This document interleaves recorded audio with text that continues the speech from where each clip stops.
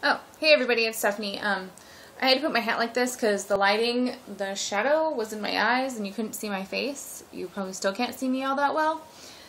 But I wanted to do a really quick video. I know I've been doing a lot of videos, but basically what I wanted to do is a video response to one of my comments that was left by somebody, not my comments, but a comment from someone else on my video where I was talking about my complications from gastric bypass surgery. It was kind of funny because they were like, your video didn't help me at all. It more or less made me scared. Okay. I can't think of the name at the moment, but you know who you are. You asked the question, so I'm going to go ahead and do a response video. Basically, this person struggles with PCOS, kidney stones, the whole 9 yards. Okay, so my complications are very rare. Most people who have gastric bypass surgery don't have my kind of complications. However, I'm not a medical professional, nor am I even close to the medical field, so I can't say for sure if someone's going to have these complications or not. You just take the risk of getting those complications. Kidney stones is a family hereditary thing, so if you have kidney stones prior, you're going to have kidney stones afterwards. And trust me, I know how bad kidney stones are, but you kind of have to weigh your odds. Like, either you can occasionally deal with kidney stones, but you can prevent kidney stones. I mean, kidney stones are prevented through lots and lots and lots of water, which I don't do. I mean, I definitely don't drink a lot of water like I should, and I have started on getting more water in. Anyhow, the other thing is that PCOS. Okay, most likely that'll go away after gastric bypass surgery, but I can't guarantee it. They also asked me, why did I choose gastric bypass surgery and not lap band? Well, my dog left this disgusting rope here, sorry. The reason that I did not get lap band was because I had over 100 pounds that I needed to lose. And not that it's not something that can happen. Like, it's not like it's impossible to lose 100 pounds. Sable, lay down. Good girl. It's not impossible to lose 100 pounds with the lap band. It just takes a lot longer.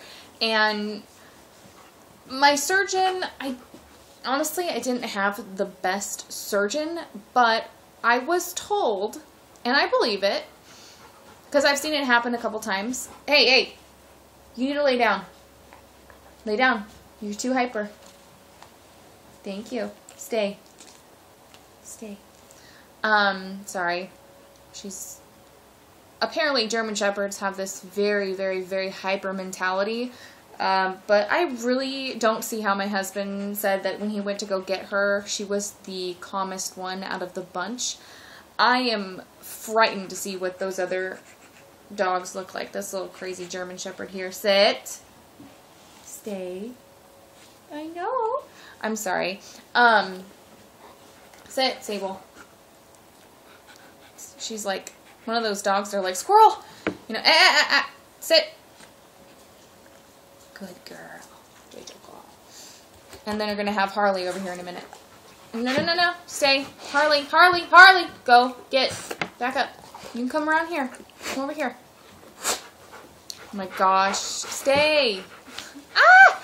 I'm being attacked by animals. And this is Harley, our humongous, part German Shepherd, part Mastiff dog, who's over 100 pounds. Babs. But he's much more calm. Oh, thanks for the burp right in the face. Okay, back to what I was saying. I'm so sorry.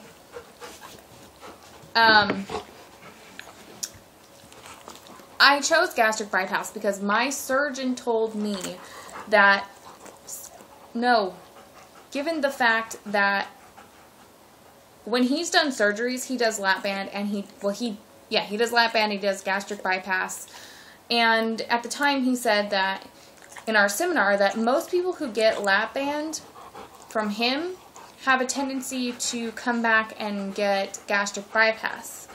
But most insurances, not all the time, but in rare cases it'll be approved, but Very rare. It's hard enough as it is to get approved for any kind of, bariatric surgery at all.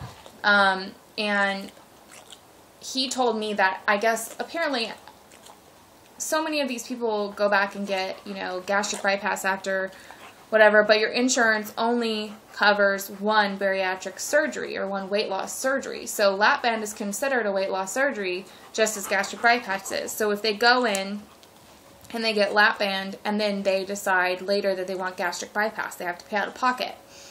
Also, it's not good for your body to put yourself through two different things. Granted, lap band is very successful as long as you follow the rules, but I'm a rule follower, but at the same time, I wanted something that I knew would make a difference for me. It's just personal preference. I know that I can keep up on my vitamins, even though I really haven't been lately, but I can keep up on my vitamins, and I do try to keep up on my vitamins as much as possible, which I need to keep up better. Slap on the hand for that. But anyhow, I was also told that every 6 weeks you have to go back in and have fills when you have lap band. Okay, which I get that. You have to have a fill for it to fill up, so you have more restriction. But it's every 6 weeks, and my surgeon told me that my insurance and many insurances don't cover the fills. But I don't know necessarily if that's true. I just know that's what he told us, and that's what I chose to do. So that is why I chose gastric bypass. But one thing I will definitely say is that this is to everybody considering gastric bypass surgery.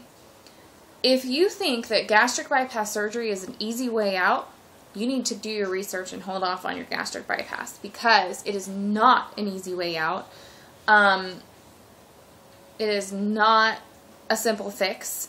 It is not something where you just get surgery and it does its own work. Like, it does a little bit for you. Well, a lot for you. But you're forced to do it that way.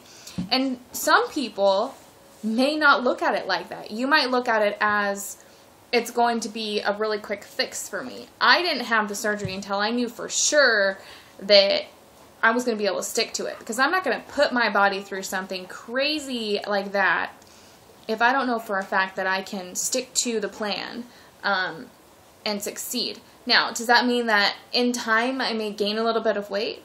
I hope not, and I'm working to not do that, but I'm not going to jump ahead into the future and say that I won't. I'm just going to say that as of today, as of right now, I try to eat my best. Could I eat better? Yes. And am I going to eat better? Yes. But I've reached my goal weight, and I've been maintaining for the past year and a half now. Almost a year and a half, a year and 4 months. So I know that I'm doing something right if I'm maintaining. But that doesn't mean that I can allow myself something more because I'm maintaining.